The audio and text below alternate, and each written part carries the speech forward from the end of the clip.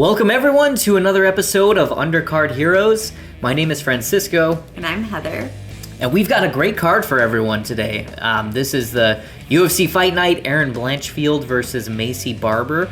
I think this is going to be one of the better betting cards that we've got here. Some great opportunities. And we'll talk to you about how we did in the last fight. Ready? Let's do it. Not a total loss for us in the last fight card. The round robin did help a little bit. We lost $67.01, bringing us to $293.56. Lots of great underdog opportunities with this card, starting with Seok-hyeon Ko at plus 124, Ludovit Klein at plus 150, and Erin Blanchfield, the favorite here, minus 245. Now, we're going to do the same thing that we always do, $25 on a two-pick round robin. So any combination, any two-pick combination of those three will pay out. And then going with the three-pick parlay for $25 gives us a total payout $504. Now, I'm new to the UFC, so Francisco is going to explain his picks, and I'll interject with some thoughts and questions. All right, so first fight that I want to talk about on this card is Billy Ray Goff versus Seok-hyeon Ko.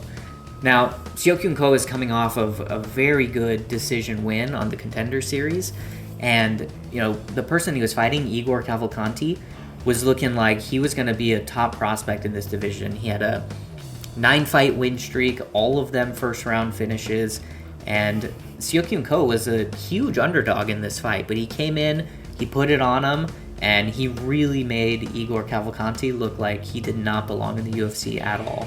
So ultimately gets a decision win, gets the contract for the UFC, and is now fighting his first fight against Billy Ray Goff, who hasn't fought in over a year. His last fight against Trey Waters, he lost that fight by decision, and then even before that fight, he hadn't fought in almost a year. So 2 years, he's only had one fight. Previous to that, he had 5 KO, TKO finishes. So I think that that's where a lot of this betting line is coming from. It's just the TKO finishes he's had in the past. But I think that ring rust is going to catch up to them. I think that Seok-hyeon Ko is a hungry competitor, first fight in the UFC, and I think that he's ultimately going to get the win here. Billy Ray Goff, even in some of those TKO finishes, KO finishes, he's shown that he's definitely hittable. And so I think that Seok-hyeon Ko is going to take advantage.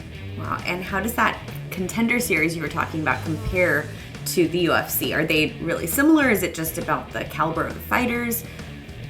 Yeah, so you can think of the Contender Series as the audition for the UFC.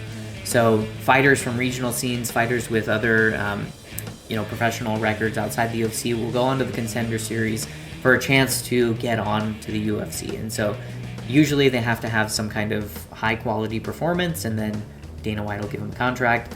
Like I said, Seok-hyeon Ko was a huge underdog and then got a great unanimous decision win to get onto the UFC. This will be exciting to see his debut. Yeah, this will be a great fight. I think fantastic opportunity for us here. Awesome. Next fight that I want to talk about is Mateusz Gamrot versus Ludovit Klein. This one I'm really excited for. You got a quality veteran in Gamrot versus a very promising up-and-comer in Ludovit Klein. He's got a 5-fight win streak right now with one draw in between against Jai Herbert. And Mateusz Gamrot, on the other hand, he's coming off of a loss to Dan Hooker. And, I just think that, Ludovit Klein, he's fantastic striker. He mixes up combinations to the body really well. And he also comes upstairs right afterwards with his left high kick. He's also got a great left front kick. I mean, that left kick from Ludovit Klein, I think, is going to be a huge game changer here in the striking game against Gamrot. Gamrot has been in 2 of his most recent losses against Beneil Dariush and Dan Hooker. He was wobbled or dropped by a left punch. And so I think that Ludovit Klein is perfectly equipped here to outstrike him, maybe get a knockout with that left high kick. So I'm looking out for that. He's definitely going to have to stuff the takedowns from Gamrot. Gamrot is a high pressure. All of his strikes lead to takedowns. So Ludovit Klein is going to have to combat that, but we saw in the fight with Dan Hooker, Dan Hooker was able to implement the guillotine very well to stop Gamrot's takedowns. And so I think that Ludovit Klein can do the same thing and get a win here off of a quality lightweight contender. So I also think that Ludovit Klein, what's going to be interesting is if Gamrot does get those takedowns that he's looking for, they get into a scramble, Ludovit Klein, I think, can use his quickness and ultimately have some really interesting scrambles with Gamrot. And that left side, it sounds like, is where it's really going to happen. Yeah, that left high kick, left front kick, strikes to that side. I think he's going to find success with those against Gamrot. That'll be really cool. Yep. Fantastic opportunity for him. Last fight that I want to talk about here is Erin Blanchfield versus Maycee Barber. Now, I'm going with the favorite on this one, Erin Blanchfield. She didn't look great against Manon Fiorot.